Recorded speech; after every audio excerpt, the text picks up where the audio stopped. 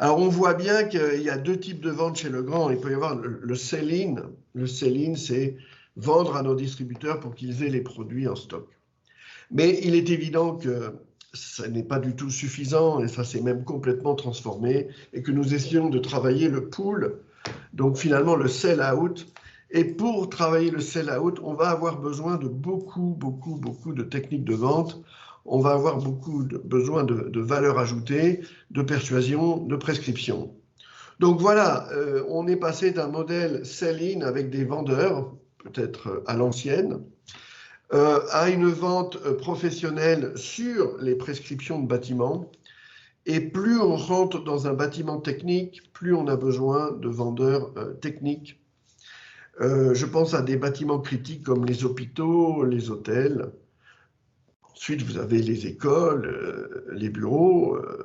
Et puis, vous avez des choses également très critiques ou très techniques comme les data centers qui sont très importants aujourd'hui. Voyez un peu le type de bâtiment sur lequel on va se projeter chez Legrand.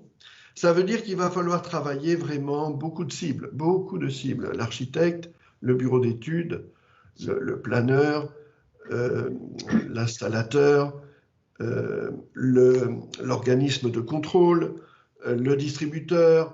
Vous voyez le multi-cible. Donc, une vente complexe, multi-cible, longue, technique. Et comme chez Legrand, on est très attentif à la gestion dans l'entreprise, on est une entreprise très saine en termes de gestion, nous avons un pricing toujours très élevé. Donc, il n'y a pas de pricing élevé sans une force de vente capable. Et une force de vente capable, c'est une force de vente qui est formée non seulement aux offres, aux produits, pour éviter de parler de prix. Il faut connaître son produit, connaître ses avantages, connaître ses bénéfices. Donc, la formation des offres, des produits, des systèmes est fondamentale. Et la formation sur les techniques de vente. Il y a toujours eu une culture chez Legrand d'apprentissage des techniques de vente. Et là, je pourrais vous en parler si vous avez d'autres questions. Mais on voit bien que les choses évoluent et que formation produit, formation technique de vente, c'est insuffisant. Le vendeur doit aujourd'hui se projeter et se projeter avec plein de vecteurs.